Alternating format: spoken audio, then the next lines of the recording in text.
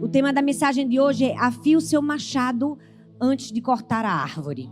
Vira para a pessoa que está do seu lado e fala assim: afia seu machado antes de cortar a árvore. Amém? Vamos orar? Senhor, muito obrigada, Pai, pela tua presença. Queremos te agradecer porque tu és o motivo de estarmos aqui. Estamos aqui porque te amamos, porque te desejamos, porque queremos ouvir a tua voz. Fala conosco hoje, Senhor, de maneira única, profunda. Toca-nos, renova-nos, enche-nos do teu Espírito Santo. Que a tua presença queime como um fogo em nosso coração. Que essa seja uma manhã de retorno, que seja uma manhã de encontro, que seja uma manhã de achar o que estava perdido. Que seja uma manhã de reavivamento. Deus, ressuscita o que está morto. Deus, em nome de Jesus, que essa seja uma manhã de transformação.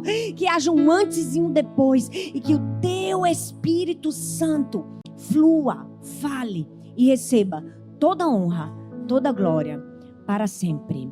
Amém, amém? Afie o seu machado antes de cortar a árvore. Bom, hoje eu vou falar sobre perdas. E falar sobre perdas é falar uma coisa que nem todo mundo gosta. É muito ruim perder, verdade ou não? E se você é uma pessoa acostumada a perder algumas coisas, você está o tempo todo tenso, pensando qual vai ser a próxima vez que eu vou perder. Eu sou essa pessoa, eu costumo perder objetos, celulares, iPads, bolsas. Mas graças a Deus, tudo retorna, porque eu sou dizimista e ofertante, fiel na casa do Senhor. Então, devorador não tem vez na minha vida. Tem uma sorveteria aqui bem próximo, que eu gosto muito de tomar sorvete lá, é o Mendes. E toda semana nós estamos lá. E eu já perdi minha bolsa lá 2 vezes. E todas as vezes que eu volto para recuperar minha bolsa, o dono fez: sua bolsa está aqui, eu guardei, eu não gastei o seu dinheiro.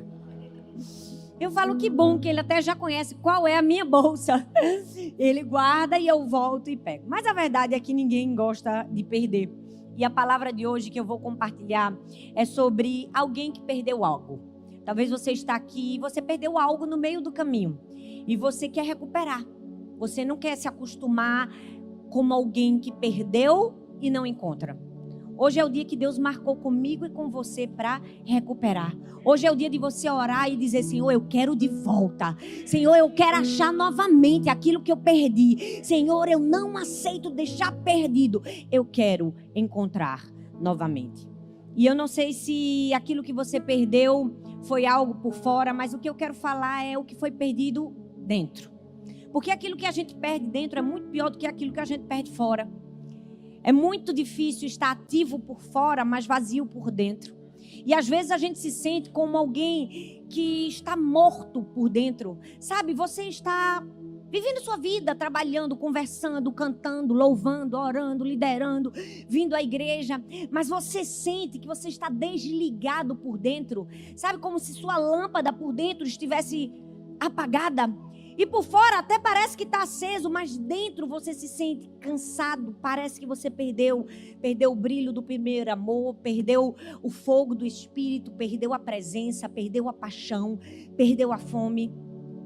E se talvez você esteja se sentindo assim, tentando manter tudo de pé, mas com aquela sensação que lá dentro você não está conseguindo porque tem algo que foi perdido, essa palavra é para mim e para você. Porque isso não é algo novo, as escrituras já mostram isso há muito tempo. A Bíblia fala em Juízes de Sansão, que há um momento na vida dele e que ele não havia percebido que o Espírito do Senhor já havia se apartado dele. Isso é muito grave, isso mostra que alguém pode continuar se movendo e ter perdido a presença. Não perceber que aquilo que estava dentro agora já não está mais. A Bíblia fala de Pedro, que era discípulo de Jesus e que ele estava sendo cotado como discípulo de Jesus, mas dentro do seu coração, antes do galo cantar, ele já havia negado o Senhor. A Bíblia fala de Marta, uma mulher tão zelosa em servir o Senhor, em fazer o melhor, em trabalhar, em dar tudo o que ela tinha, mas quando seu irmão morre e Jesus chega, ela diz: Senhor, por que o Senhor não estava aqui? Porque se o Senhor estivesse aqui, o meu irmão não teria morrido. Marta estava ali dizendo assim: Jesus, eu já fui uma mulher cheia de fé, mas agora eu sou só uma mulher cheia de lógica. Agora eu perdi minha fé, não sei mais o que pode acontecer. Ela não conseguia perceber que Jesus estava bem ali na frente e que ele podia ressuscitar. A verdade esmagadora é que ninguém perde a fé, ninguém perde a esperança, ninguém perde o primeiro amor de uma vez. É gradativo. A gente passa um dia sem fé, a gente passa outro dia sem fé, e aí a gente está um dia sem esperança, e no outro dia a gente está um dia sem forças, e quando a gente vê, a gente está servindo a um Deus que a gente não se relaciona. E existe um problema muito grande em servir um Deus que você não se relaciona. Porque servir um Deus que você não se relaciona vai se tornar para você um peso. Sua rotina cristã vai ser um peso. Ler a Bíblia vai ser um peso. Vir à igreja vai ser um peso. Participar de uma célula é uma obrigação. Liderar uma célula, não, é muito trabalho. Por quê? Porque você está servindo a Deus, mas você está servindo a um Deus que você não se relaciona. Então tudo na sua vida se transforma em um peso. É por isso que você precisa recuperar o que se perdeu aqui dentro. E é sobre isso que eu quero falar. Sabe, eu amo que a boa notícia é que não importa se você perdeu. O que importa é que Deus está aqui para te encontrar no lugar exato onde você perdeu. Ele está aqui para fazer um encontro no lugar exato onde você perdeu aquilo que você não deveria ter perdido e te dizer, tem retorno, tem como você trazer novamente. Assim como Jesus fez com Pedro lá em João 21. Assim como o Senhor fez com Adão quando ele disse assim, Adão, onde tu estás?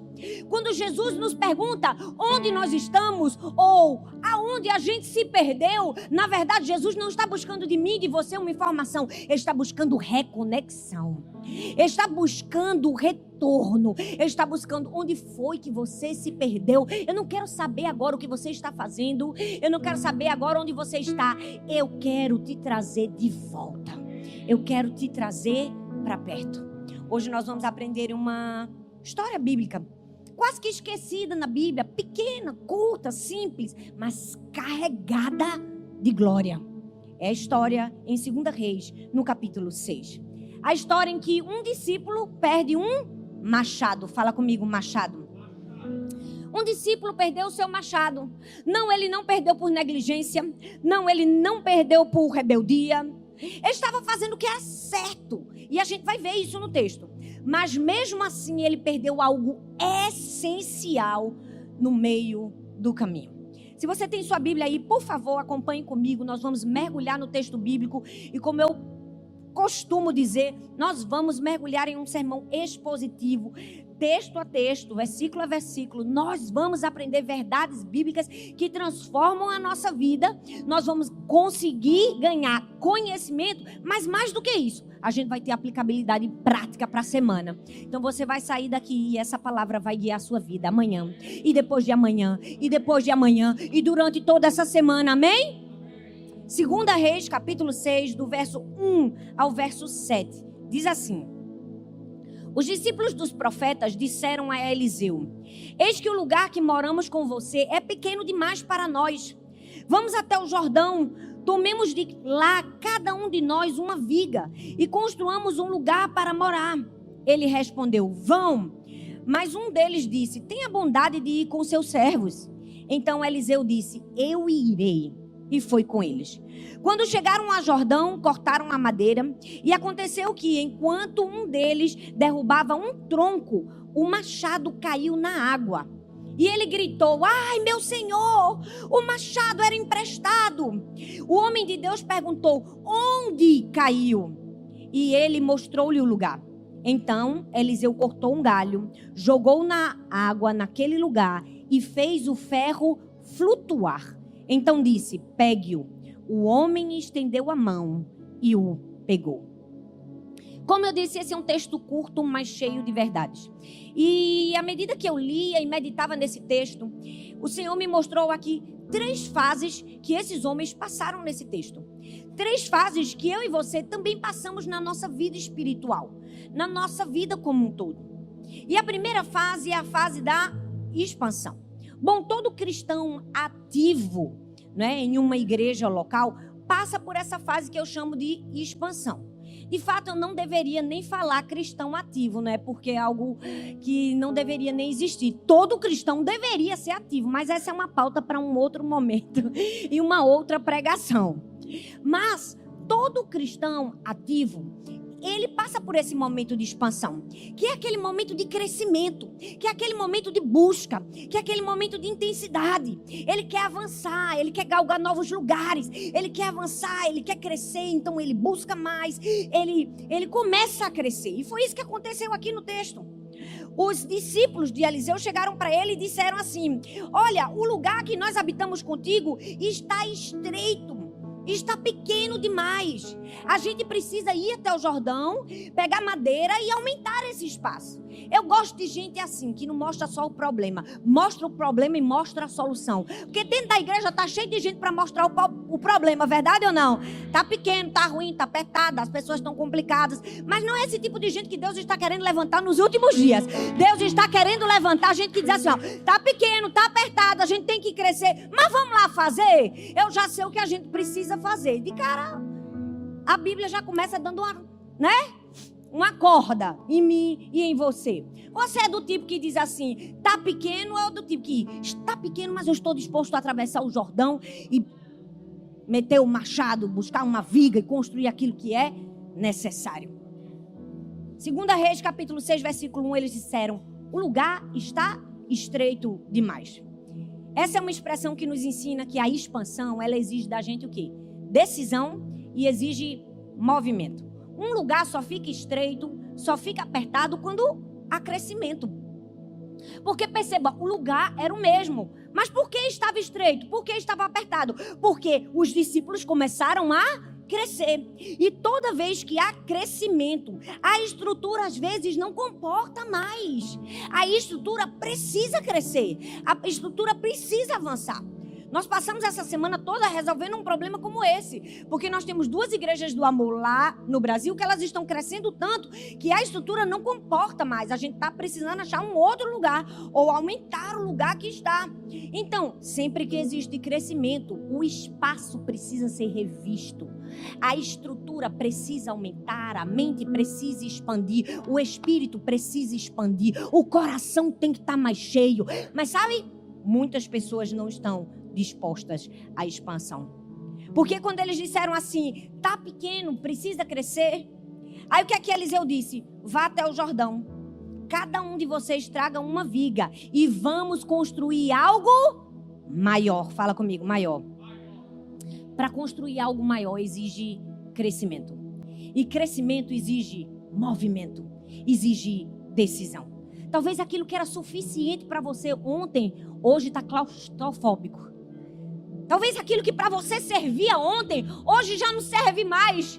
Aquilo que era bom ontem, confortável ontem, hoje já está apertado. Por quê? Porque você começou a crescer. A Bíblia está recheada de histórias. Antes o tabernáculo carregava a presença e ali estava funcionando, estava tudo bem. Mas tem uma hora que as pessoas se movem do tabernáculo para o quê? Para o templo do Senhor. A Bíblia fala da tenda de Abraão. O que Deus tinha para ele era tão grande que ele disse assim, Abraão, você vai ter que sair da sua tenda, você vai ter que olhar para o céu e enxergar as estrelas para perceber aquilo que eu tenho para você. Quando nós começamos a crescer, a mente da gente precisa expandir, a visão da gente precisa expandir, a estrutura precisa expandir, e Deus vai fazer alguma coisa para mostrar para a gente que a gente vai ter que afiar o martelo. A arca de Noé foi maravilhosa, gigantesca e muito útil para o momento que Deus iria mandar chuva. Mas Noé não ficou morando na arca para sempre. Quando as chuvas cessaram, quando as águas baixaram, Noé saiu da arca. Tem muita gente dentro da arca, dentro de uma estrutura. Por quê? Porque não está crescendo. Ei, Deus nos chamou para o avanço, Deus nos chamou para a expansão, Deus nos chamou para o crescimento. Mas a gente só vai conseguir romper se a gente decidir sair. O problema é que tem muita gente que prefere suportar o aperto do que ter que lidar com o corte. Tem gente que prefere suportar o lugarzinho apertado do que sair para cortar madeira. Porque cortar madeira, vamos falar uma coisa, dá trabalho, tem que suar, tem que atravessar o Jordão. Mas a minha pergunta é, vale a pena você, ao invés de ficar chorando e sofrendo porque o lugar está apertado, se anular porque você não está fazendo nada? Deixa eu te dizer algo. Deus quer nos levar a um nível de expansão e de crescimento, mas vai exigir de mim e de você sair da cadeirinha confortável, sair do lugarzinho que está apertadinho e você está achando até bom que está confortável para você ali, você não se move muito, e sair do seu lugar, atravessar o Jordão, quebrar madeira, fazer o que for necessário. Todo mundo passa por um momento de expansão, de crescimento. E sabe, a expansão é esse lugar que vai preparando a gente, é esse lugar que vai colocando a gente em movimento, vai nos treinando, vai nos forjando. Mas a expansão também é um lugar maravilhoso. É o lugar que identifica para mim e para você quem são os guerreiros do nosso lado e quem são aqueles que estão apenas só para segurar a nossa bolsa.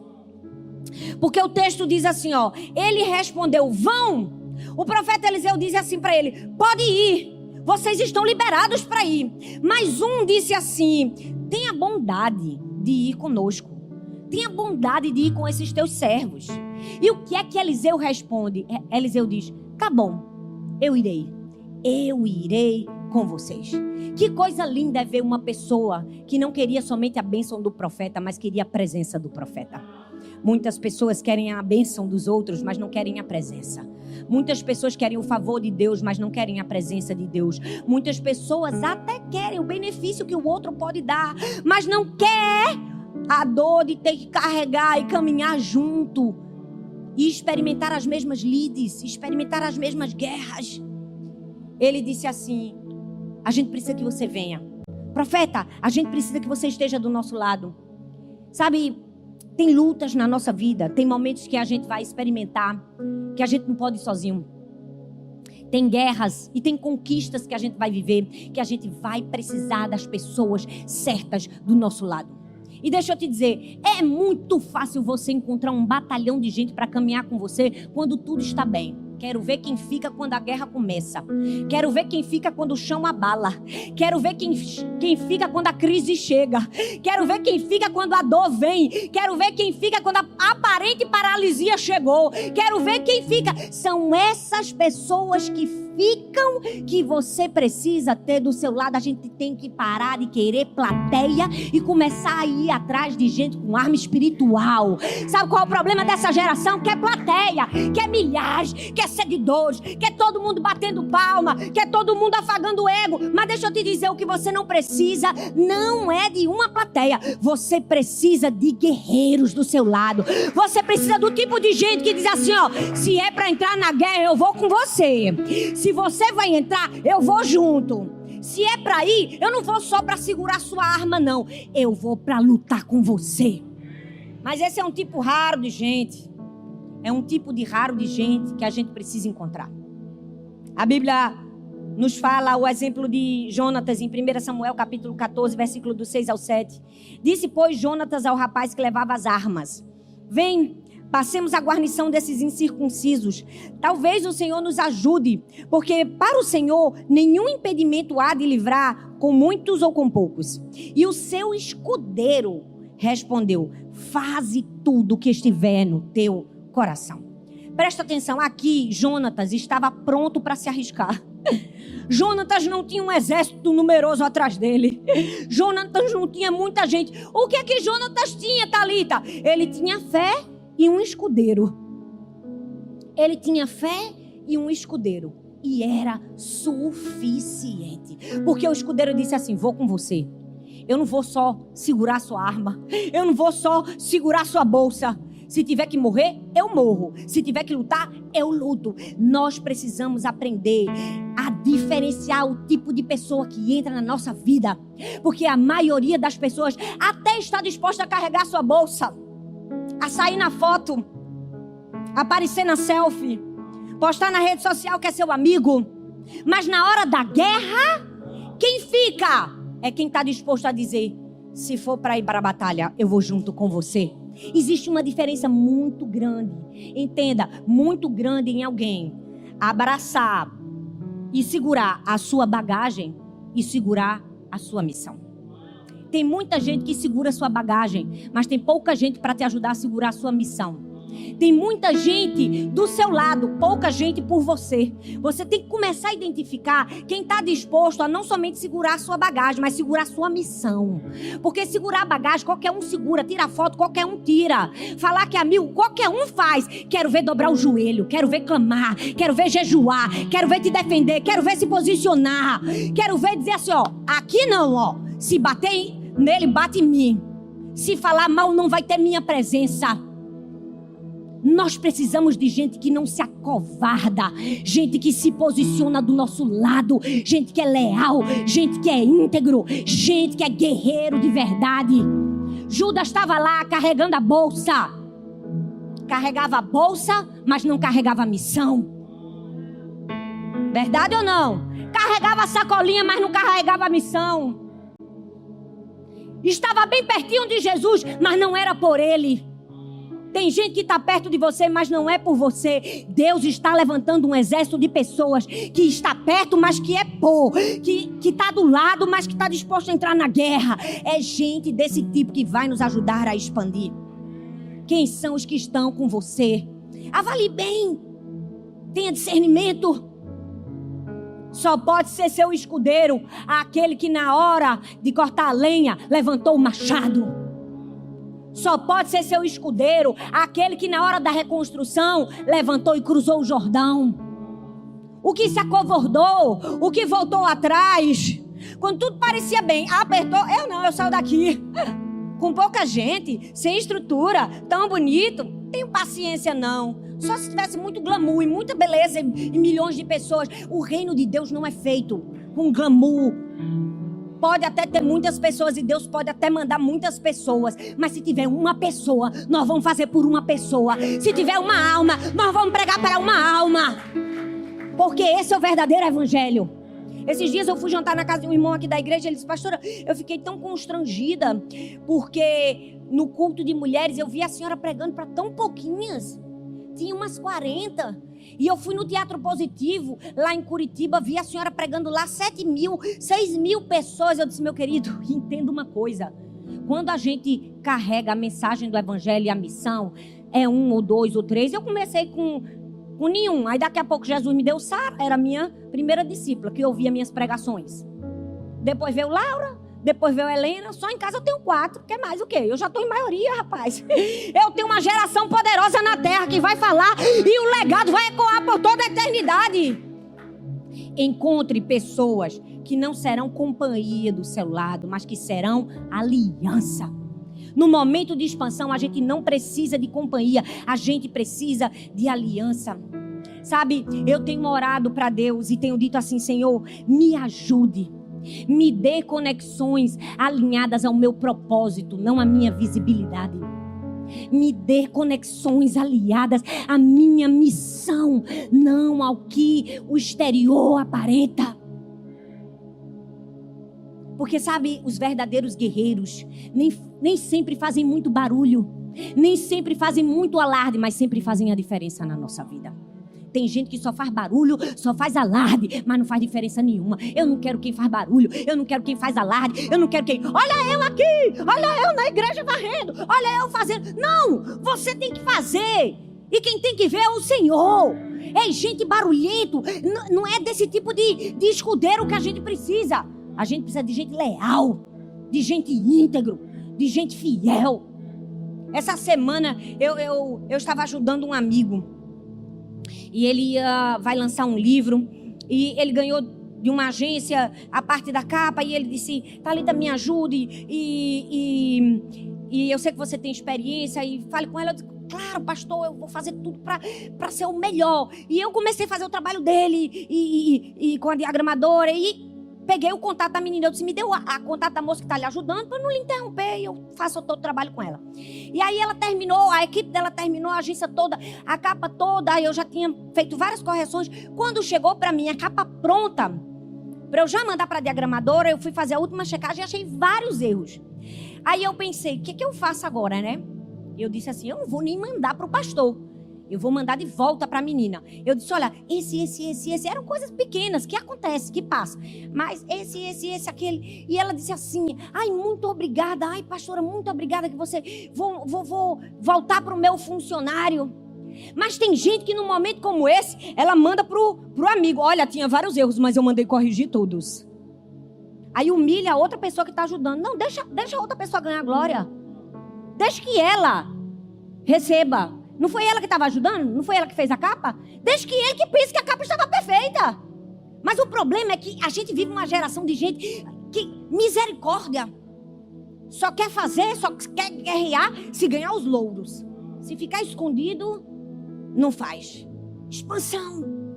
Nós precisamos de gente verdadeira para expansão. Nós precisamos buscar na expansão. Deus está buscando pessoas que querem crescer. Mas deixa eu te dizer, todas as vezes que estamos vivendo um momento de expansão, geralmente, não é sempre, vivemos a segunda fase, a fase da quebra.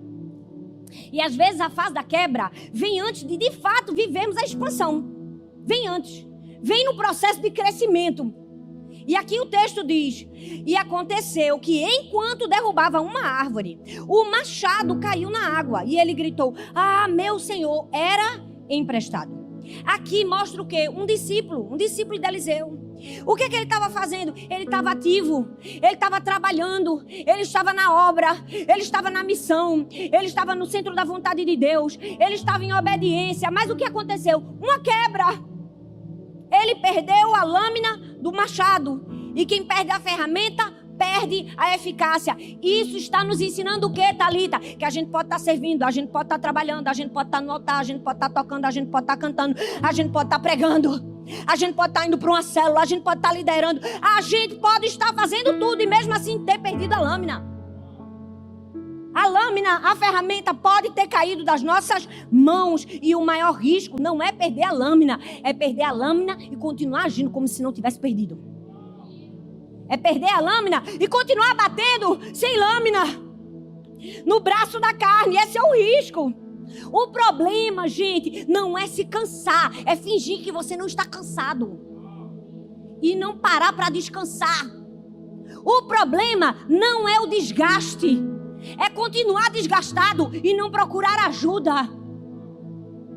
Nós precisamos chegar num ponto de parar para afiar o nosso machado. Tem momento de andar, tem momento de trotar, tem momento de correr, tem momento de voar. Aí tem momento de voltar a andar, trotar, parar. Nós precisamos ter o discernimento do céu para entender qual é o momento certo para nós. A quebra é a perda da eficácia. E muita gente está aí, ó. O machado perdeu a lâmina, mas ele continua. Por quê? Porque mexe com o ego. É difícil dizer, eu perdi a lâmina do machado. É difícil reconhecer que perdeu algo. Mas sabe, Deus está à procura daqueles que dizem assim, eu sinto que tem algo que aqui dentro morreu. Eu sinto que tem algo que aqui dentro esfriou. Eu sinto que eu já não estou entregando tudo o que eu queria entregar, da maneira que eu queria entregar, mas eu quero de volta. Eu quero de volta a minha chama. Eu quero de volta a minha paixão. Eu quero de volta a minha alegria. Eu quero de volta a minha força. Eu quero de volta a minha paz. E eu não vou desistir enquanto eu não pegar de volta a minha lâmina. Quebra não é um sinal de fraqueza. É um sinal de limite. Muitas pessoas não estão parando para afiar o seu machado, porque elas pensam que é um sinônimo de fraqueza. Meu querido, se você ainda acha que parar para afiar um machado é fraqueza, vamos olhar para a vida do profeta Elias. Um grande homem de Deus. De fraco ele não tinha nada, ele era forte. Um homem que enfrentou reis, que enfrentou profetas de Baal. Um homem que chamou fogo do céu. Mas chegou um momento da vida dele que ele não viveu fraqueza, ele viveu limite. E no limite ele entrou numa caverna e disse assim: Deus, basta, eu já não aguento mais, tira a minha vida. E a gente pensa que Deus vai retrucar com: você que era um homem forte, cadê sua coragem? Foi isso que Deus fez? Não. Deus não cobra. Deus não grita. Deus manda um anjo. E o anjo não vem com uma profecia. O anjo traz o quê? Pão. O anjo traz descanso. O anjo traz alívio. O anjo diz assim: Elias, come, Elias. Descansa, Elias. Afia teu machado, Elias. Sabe por quê? Porque você não parou não, Elias. Você só está no seu limite. Você vai recobrar suas forças e você vai voltar inteiro para a guerra. Deus está falando com pessoas aqui que pensaram que morreram, que pensaram que perderam a unção, pensaram que perderam o chamado, perderam a família, perderam a fé, perderam a força. Deus está dizendo: não perdeu foi nada. Você está apenas afiando o seu machado. Você está somente comendo um pouco mais. Você está recobrando as suas forças para voltar inteiro para a guerra. Talvez tudo que você precisa é uma pausa, é um pãozinho fresco do céu, é o toque do anjo. E você precisa reconhecer que existem momentos assim na nossa jornada. Para você estar o quê? Estar inteiro. Porque existe uma diferença entre estar presente e estar inteiro. E sabe quem sabe bem essa diferença? Quem é pai e mãe. O filho vai fazer uma apresentação na escola. Antes eles querem fazer a apresentação pra gente, verdade ou não? A gente tem que ouvir aquela apresentação 1 milhão de vezes. Na minha casa é assim. Eu chego a decorar as falas. Mas eu não posso só estar presente, ouvindo. Eu não posso só sentar no sofá e ouvir. Eu tenho que estar o quê? Inteira. Porque se eu não fizer as reações adequadas, se ela não vê que eu estou prestando atenção, mãe, você não está aqui mais. Não, mãe, não vou fazer não, vou fazer de novo. Até que eu esteja inteira. Deixa eu te dizer algo. Às vezes, para você estar inteira em algo, você vai precisar afiar o seu machado. Porque senão, você não vai ter força. Você vai estar só presente. E só presente não muda nada. A gente precisa estar inteiro. Olha, eu lembro de uma vez, eu tenho o costume, diante de ministrar a palavra, diante de pregar, eu sempre gosto de ficar numa salinha, lá na nossa igreja do amor, tem sempre uma salinha atrás do altar, e eu prefiro ficar ali, na salinha. Eu não gosto de fazer atendimento pastoral, gabinete, antes de pregar. Eu faço com 1 milhão de pessoas depois. Eu fico até a última pessoa, e quem me conhece de verdade sabe que eu fico aí até o dia amanhecer. Agora, antes eu não gosto. Por quê? Porque às vezes uma palavra que uma pessoa disse, um problema que ela me trouxe, não me deixa chegar na pregação por inteiro. Então, eu gosto do tempo de afiar o machado. Não que o tempo de afiar o machado seja somente momentos antes, entendam. São semanas, meses, anos antes. Mas, 1 hora antes, eu gosto de afiar. Eu gosto da quietude. Inclusive, nós ensinamos aos nossos pastores isso na equipe. Esteja apartado, esteja em silêncio antes de ministrar a palavra. O marido que não vai pregar, atende a esposa, atende e assim por diante. E aí tem sempre alguém para dizer assim: por que a pastora, outra vez uma pessoa diz assim, por que a pastora, quando ela vai pregar, ela fica numa sala atrás e chega na hora do louvor? Por que ela não fica no meio das pessoas? É uma nave da Xuxa que tem ali atrás para sair? Quem não afia o machado nem é digno da explicação. Deixa eu te dizer, não deixe de afiar seu machado porque alguém criticou. Tem gente que nem machado na mão tem. Afie seu machado. Às vezes eu tenho que dizer: irmã, eu não estou fazendo nada não, eu só estou afiando meu machado ali. Eu estou ali num lugar de quebrantamento e de dependência, dizendo: Senhor, se o Senhor não for comigo, não deixa nem eu subir. E às vezes uma palavra de uma pessoa, como aqui você acabou de dizer, pode me deixar somente na presença e não por inteiro. Não é sinal de fraqueza, é sinal de limite. E o maior sinal de maturidade espiritual não é nunca perder a lâmina. É quando perder, reconhecer que perdeu, interromper o processo e buscar renovação. Mas sabe, tem algo que a gente precisa ter muito cuidado na fase da quebra. É porque a fase da quebra, ela pode ser produzida por pressa. Fala comigo, pressa. Eclesiastes 10:10 diz assim: o ferro está embotado e não se afia a sua lâmina. É preciso redobrar a força, mas a sabedoria traz êxito. A Bíblia, gente, olha bem para mim, ela não condena o trabalho duro. Trabalhe duro. Eu trabalho duro. A Bíblia não condena trabalho duro. A Bíblia condena trabalho impensado, apressado, sem direcionamento, sem oração. A Bíblia condena gente que está com pressa. Gente que faz muito, não para nada e não afia nunca. Você pode trabalhar muito, você pode fazer muito e você pode fazer grandes coisas para o Senhor. Lembrando de afiar sempre. Afiar sempre. A pressa não deixa afiado. E tem muita gente que está aí, ó, morrendo, porque está batendo com um martelo embotado. Mas a sabedoria traz êxito. Tem uma frase de Abraham Lincoln, que foi o 16º presidente norte-americano, que ele disse assim, ó: se eu tivesse 6 horas para cortar uma árvore, eu gastaria 4 horas afiando o machado. Uau! E essa é uma frase célebre dele, que fala sobre estratégia. Aqui fala sobre processo. Ele está dizendo, se eu tivesse 6 horas para cortar uma árvore, 4 horas era afiando o machado, eu seria muito mais certeiro. Mas sabe, essa é a geração avessa ao preparo. Essa é a geração que não aguenta processo. Essa é a geração que diz assim, muito tempo consigo esperar não. Se a gente tivesse dito isso há 23 anos atrás, a gente não estava vivendo nenhum sonho, nenhuma promessa de Deus na nossa vida. Porque nossa igreja, durante 15 anos, se você visse, não tinha nada. Foram 15 anos que a gente pensava que não saía do canto. Uma igrejinha pequenininha. Mas, já tem 15 anos, eu não tenho mais paciência para esperar as promessas de Deus. Não tinha vivido nada.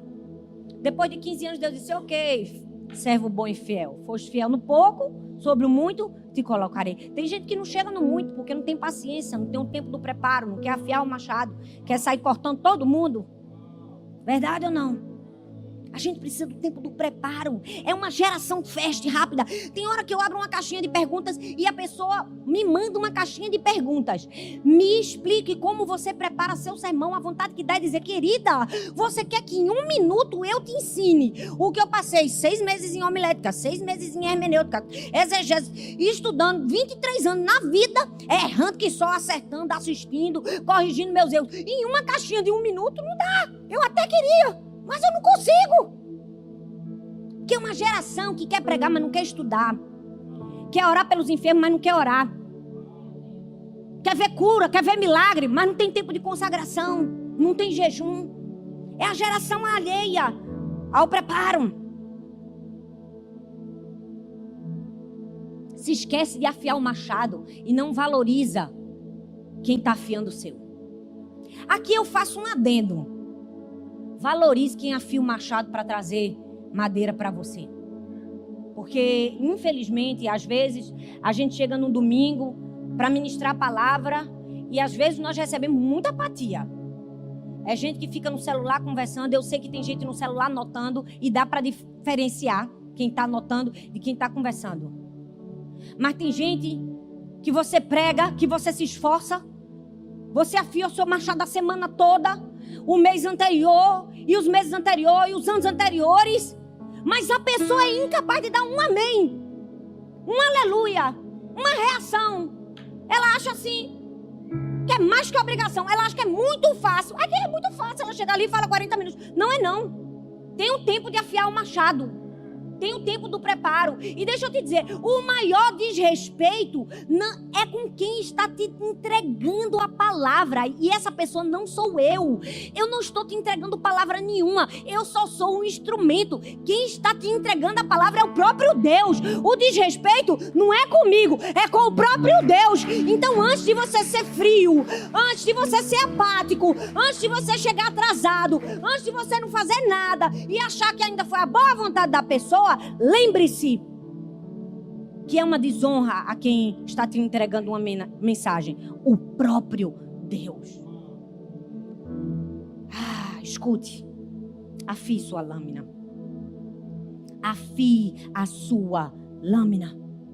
Entenda os tempos e estações de Deus na sua vida. Quem só corre se cansa. Tem tempo de andar, de trotar, de correr, de parar, de descansar, de voltar a trotar, de voltar a correr. Tem o tempo de afiar o machado. Se você não afia o machado, você vai no braço da carne. Se você afia o machado, você vai na força do Espírito. Sabe como a quebra é interrompida? A quebra é interrompida pelo grito. Fala comigo, pelo grito. Não, acho que você ainda não entendeu. Acho que você não entendeu a profundidade do que eu vou te ensinar agora. Como é que a fase da quebra é interrompida na minha vida, Thalita? Pelo grito. 2 Reis 6:5 diz assim: enquanto um deles cortava um tronco, o ferro do machado caiu na água e ele gritou. Ele gritou: ah, meu Senhor, era emprestado. Eu amo que esse homem perdeu a lâmina e a primeira coisa que ele fez foi reagir. Ele gritou: eu perdi. Ele não ficou continuando o serviço como se nada tivesse acontecendo, não. Ele levou a sério a perda. Ei, Deus está perguntando para mim e para você: você está levando a sério a sua perda? Ou você já perdeu faz tempo e você se acostumou a ficar sem lâmina no seu machado? Ele gritou. A pior coisa não é perder o machado, é perder e continuar acostumado que perdeu sem gritar, sem se incomodar, sem sentir a dor, sem sentir o peso. A pior coisa que você pode querer fazer na sua vida é querer mudar todas as pessoas e não querer mudar a si mesmo. É querer achar que todo mundo perdeu quando o seu já não está mais com você há muito tempo. Ele gritou, mas ele não gritou dizendo: não é culpa minha, escorregou. Ele não colocou a culpa no rio. Não, ele disse assim: eu perdi. E Deus está dizendo para mim e para você hoje: se você perdeu alguma coisa, grite. Grite não para chamar a atenção, mas grite para ativar os céus. Grite para ativar o Espírito de dizer: eu perdi, Senhor. Eu perdi o fogo, eu quero de volta. Eu perdi a alegria, eu quero de volta. Eu perdi a paz, eu quero de volta. Eu perdi a presença, eu quero de volta. Não saia daqui sem gritar. Não saia daqui até ter o seu machado na sua mão novamente. A quebra é interrompida por um grito, por um clamor, por um incômodo, por uma inquietação. Nós estamos aqui não é porque a gente queria morar nos Estados Unidos. Nós estamos aqui por uma inquietação, porque nós passamos anos na mesma igreja local e ela cresceu e cresceu e cresceu e ficou tão bom lá. Ficou tão confortável lá. Tava tudo pronto lá. Eu tinha tudo lá. Eu tinha gente lá. Eu tinha preparo lá. Eu tinha tudo.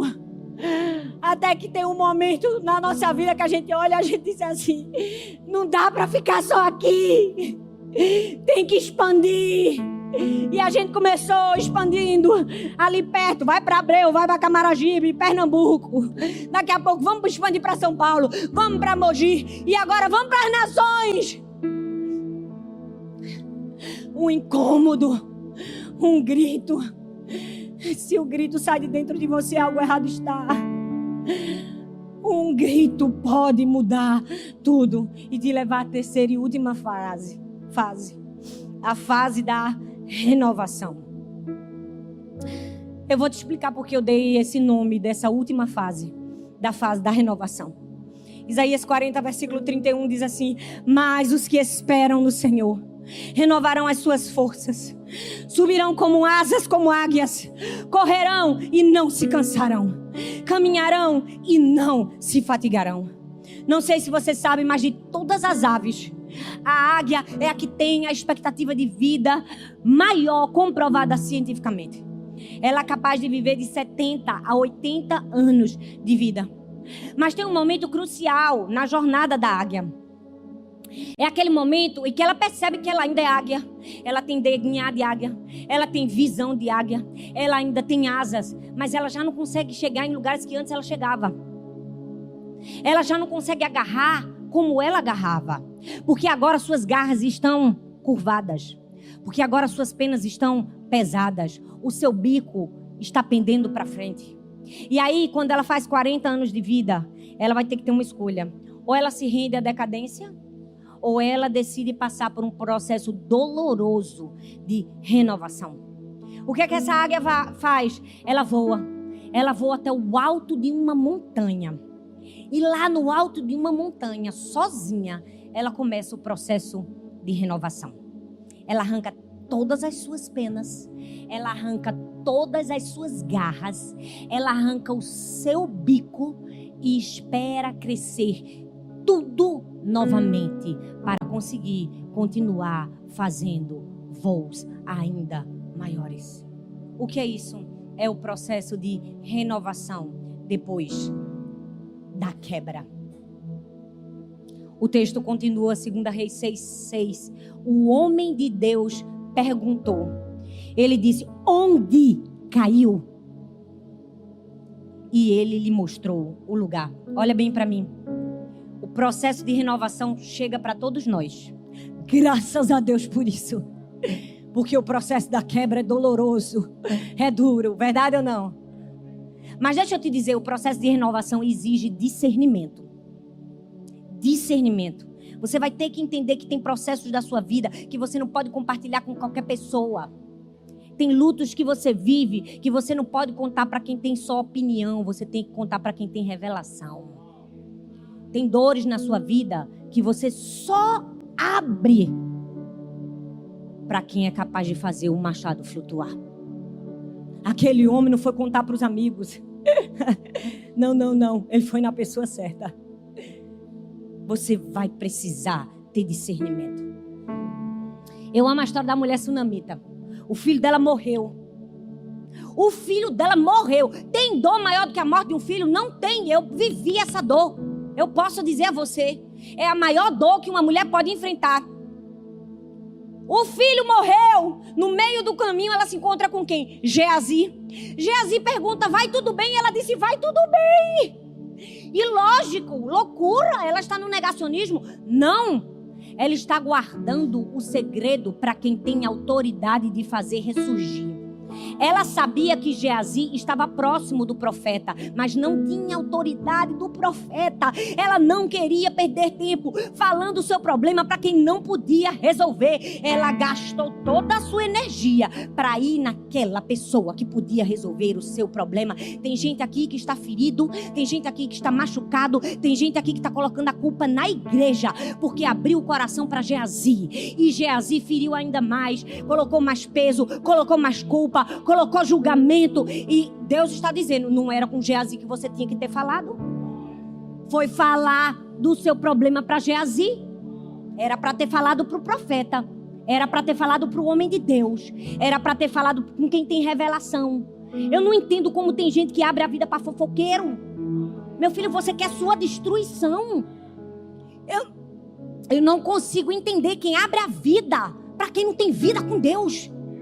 Para quem você olha claramente, é uma pessoa que tem um espírito crítico. Você será o próximo criticado.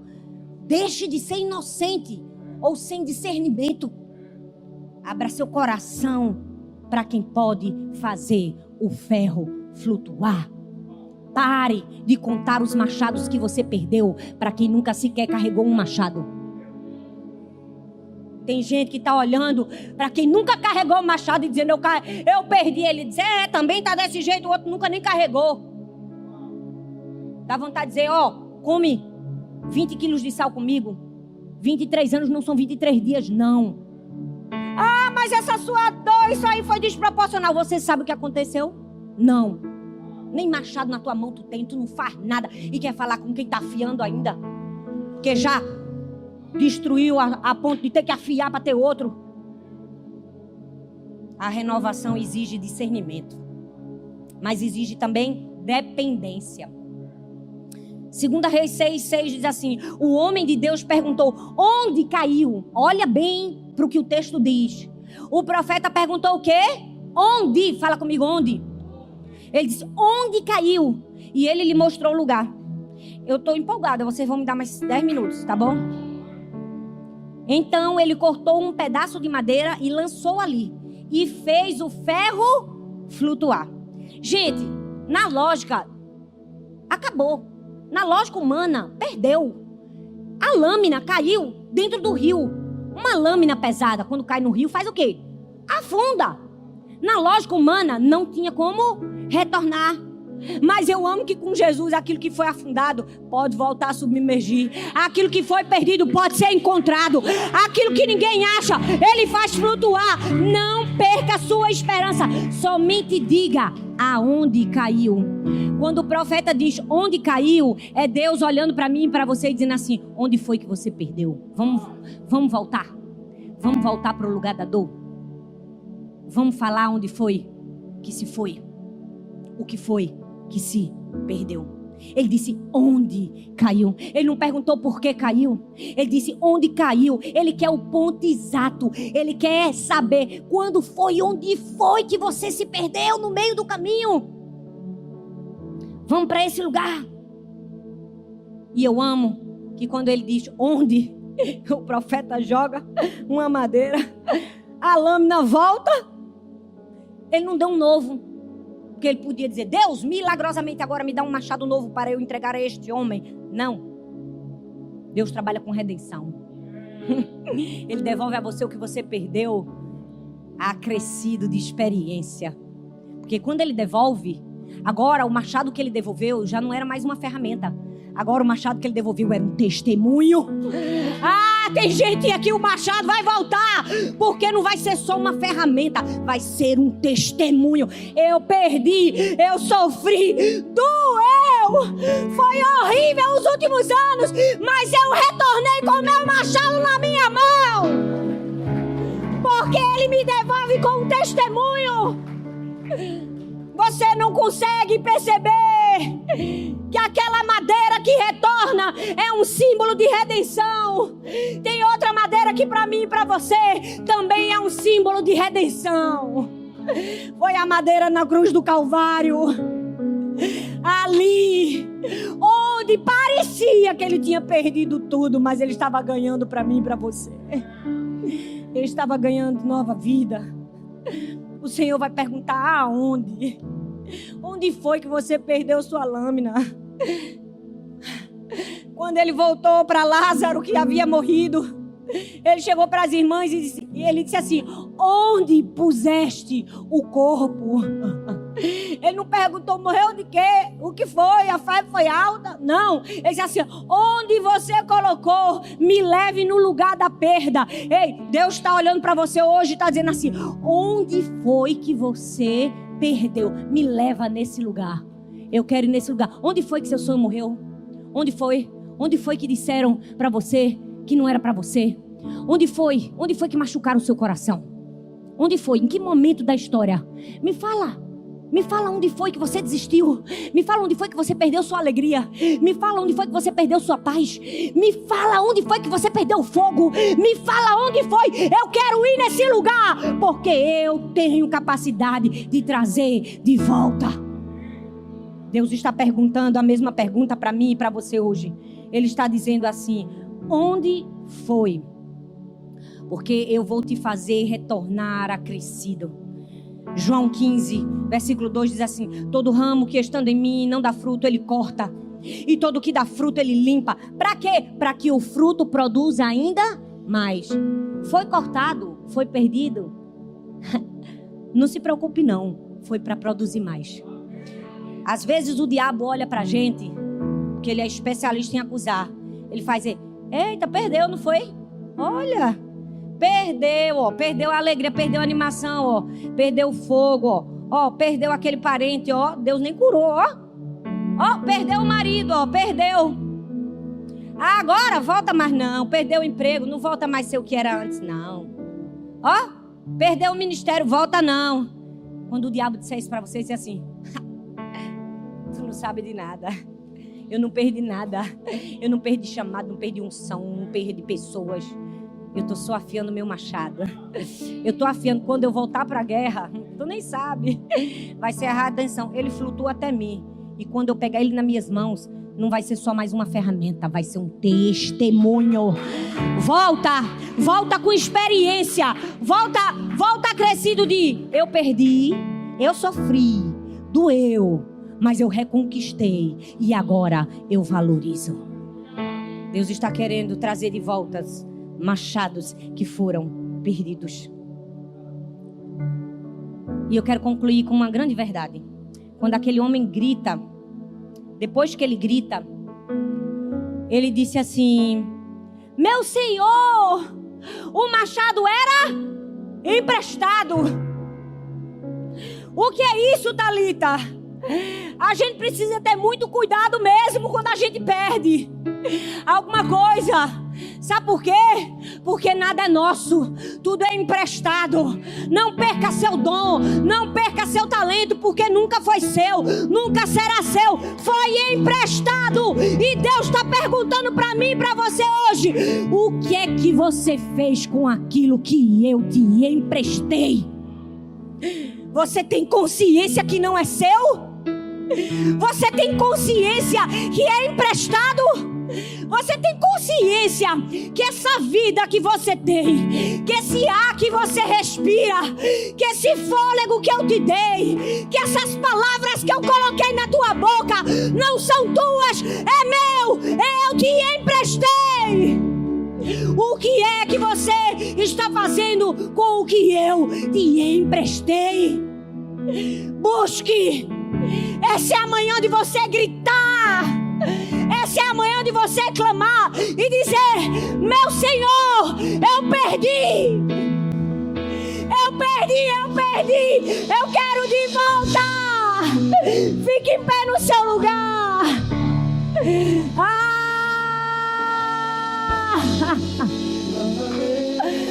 Essa é uma manhã de recuperação.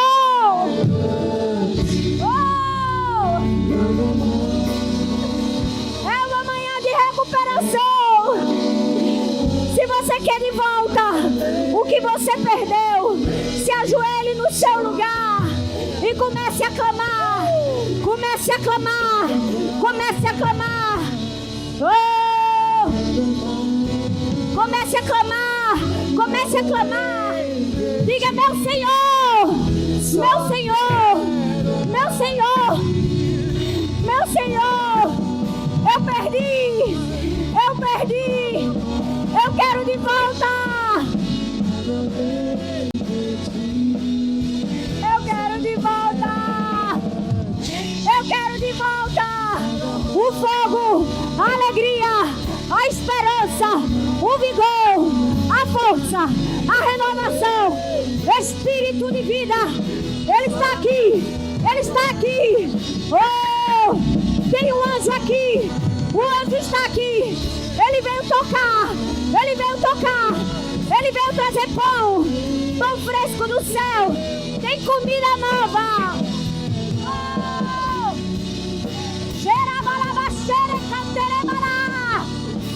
tem machado flutuando. Oh, receba de volta, receba de volta, receba de volta, receba de volta, receba, receba, receba. Oh,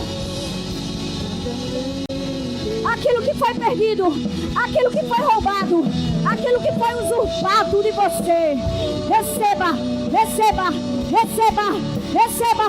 Abra suas mãos, abra suas mãos como ato profético e diga: eu recebo de volta, eu pego de volta, eu pego de volta o que o diabo tentou roubar de mim. Oh, eu pego de volta, eu pego de volta. lutar. Eu quero o meu machado na minha mão. Ninguém vai roubar o meu machado. Ninguém vai roubar o meu machado. Eu vou afiar o meu machado. Eu vou afiar o meu machado. Ou eu vou me levantar. Eu vou cortar a lenha. Eu vou suar. Eu vou trabalhar. Oi, eu estou muito feliz que você tenha chegado até aqui. Obrigada por assistir até o fim essa mensagem. Eu espero que ela tenha sido uma bênção na sua vida. Eu tenho mais um convite para você. Compartilhe essa palavra com outras pessoas e que ela também seja vida e encorajamento para outras pessoas. E não se esqueça, eu vou deixar aqui nessa tela mais 2 indicações de mensagens para você assistir. Tenho certeza que continuar aprendendo vai te ajudar a chegar no propósito de Deus para a sua vida. Um grande beijo no seu coração e Deus abençoe.